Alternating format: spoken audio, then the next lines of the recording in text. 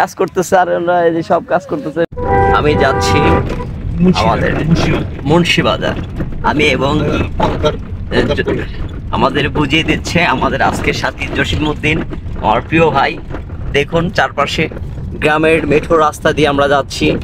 গ্রামের কিছু মানুষ আছে আর কিছু ছোট ছোট যানবাহন গাড়ি যেমন অটো আছে। আমরা পাশ দিয়ে যাচ্ছি। কি অপরূপ সৌন্দর্য না গ্রামের সৌন্দর্য। পাশে রাস্তার মাঝ দিয়ে যাচ্ছে, দুপাশে হচ্ছে বিল আর আমি যাচ্ছি গাড়িতে করে। দেখুন কত সুন্দর একটি মুহূর্ত। আপনারা যদি এই সুন্দর মুহূর্তের সাক্ষী হতে না পারেন তাহলে আপনাদের অনেকটাই বৃথা মনে হবে। খুব সুন্দর একটি মুহূর্ত। দেখুন এই নদীর শাখা গিয়েছে এবং তার পাশ দিয়ে এই যে একটা ছোট্ট রাস্তা দিয়ে আমি যাচ্ছি। দেখুন গ্রামের এটি একটি ছোট্ট বাজার। দেখুন বাজারে কিন্তু ঝালমুড়ি চটপটি বিক্রি হচ্ছে। কয়েকদিন আগে এখানে নদী ভাঙন হয়েছে না? কয়েকদিন আগে যেটা সবাই আসছিল হ্যাঁ, কিছুদিন আগে কিন্তু এখানে নদী ভাঙন হয়েছিল। ঠিক আছে, প্রশাসন থেকে শুরু করে সবাই আসছে। প্রশাসন থেকে শুরু করে সবাই এখানে আসছিল। আপনারা আমি আসি নাই, আমরাও কিন্তু ওইখানেই যাচ্ছি যেখানে নদী ভাঙন হয়েছিল। দেখুন গ্রামের মানুষ কি করে কলসি কাকে নিয়ে যাচ্ছে বাসায়। তো দেখুন কত সুন্দর গ্রামের মেঠো পথ। আর আমি এখন ঠিক যাচ্ছি। আমি আর জসিম ভাই আজকে উপভোগ করব বিকেলটা। অনেক সুন্দর এই বিকেলটা উপভোগ করব। মুন্সিবাজার অতিক্রম করে আমরা ঠিক চলে এলাম ঠিক কাঙ্ক্ষিত সেই ঘাটে। চলুন আমরা আজকে দেখব। দেখুন ছাগল কিভাবে লাফ দিয়ে যাচ্ছে। আমরা কাঙ্ক্ষিত সেই জায়গায় এসে গিয়েছি।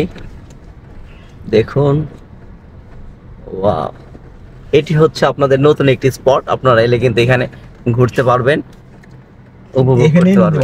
কারণ এই কবরটা শুধু রয়েছে। দেখুন ওই যে আমরা দেখবো আজকে। চলুন। গাড়ি থেকে নেমেই দেখতে পাচ্ছি একটি ঈদগাহ আর পাশে দেখুন যে ঘাট, এই ঘাটে অনেকে গোসল করে। আর এটি হচ্ছে পদ্মা নদী। আর ওই যে দূরে দেখতে পাচ্ছেন আপনারা, আমি একটু জুম করে দেখাচ্ছি আপনাদের। এই যে দেখতে পাচ্ছেন, এটি হচ্ছে আমাদের রাজবাড়ী জেলার দৌলতদিয়া ফেরিঘাট। আর এই ফেরিঘাট আর এইখানেই হচ্ছে মুন্সিবাজার থেকে একটু সামনেই এই ঘাটটি। আর এই ঘাটে এলে দেখতে পাবেন বিকেলবেলা হলো অনেক মানুষ আসে। সেই সুবাদে আমরাও এসেছি। কিছুদিন আগে কিন্তু এখানে নদী ভাঙন হয়েছে, তাই না?